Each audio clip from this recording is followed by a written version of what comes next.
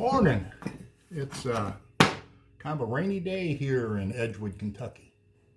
And I'm down in the violin shop and working on my next violin, which is going to be an all maple violin, except for the front will be spruce, so it's be very traditional.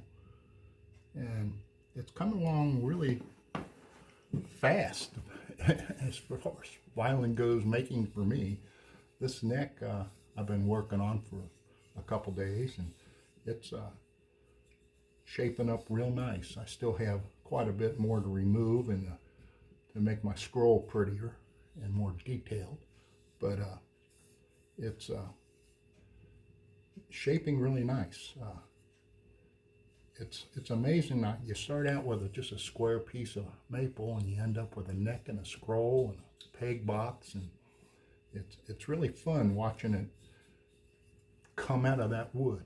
So that's kind of exciting for me, and it's what I love to do. And I put the blocks and already cut them down on the mold, and this mold has 7 violins to it already, so it's been a good mold and makes a good sounding violin, and I'll probably keep on using it for a while.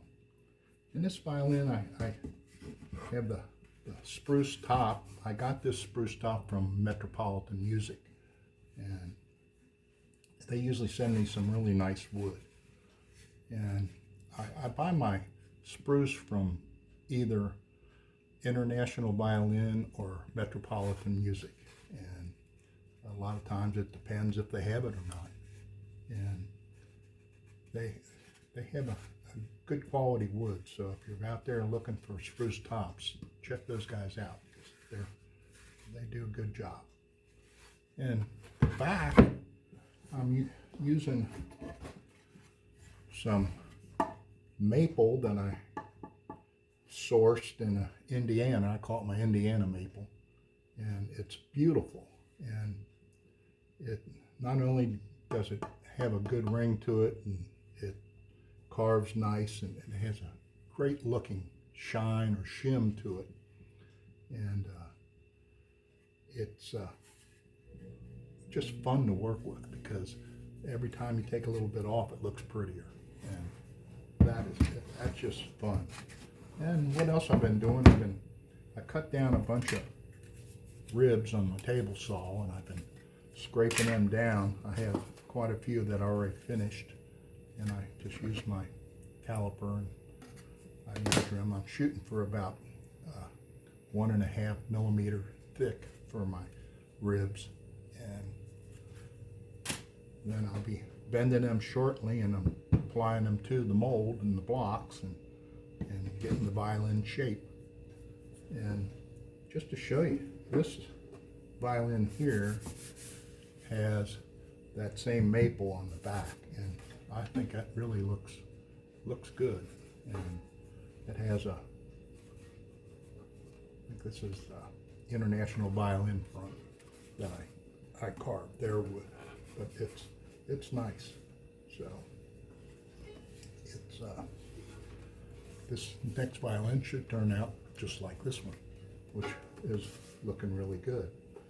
And then I don't believe I showed you all the reclaimed walnut violin, and this is the one I said I was going to give away, and it turned out pretty nice. And it's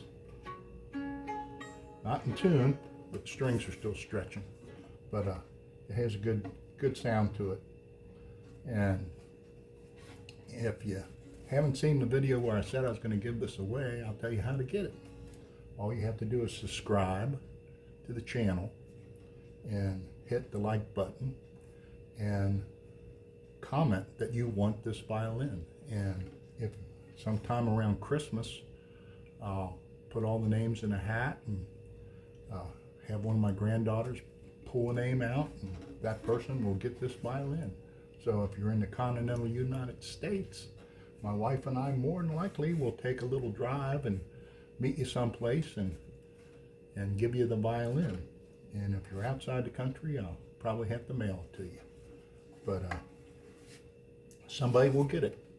So violin making is, for me, has been a hobby that it's just so enjoyable.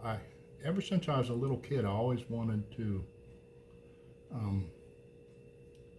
make something that I had complete control over. I'm kind of a control freak, and violin making allows that, because when you're carving a neck, it's your neck. I mean, it's going to turn out exactly how you make it, and people can probably look at that and say, yeah, Dave made that neck.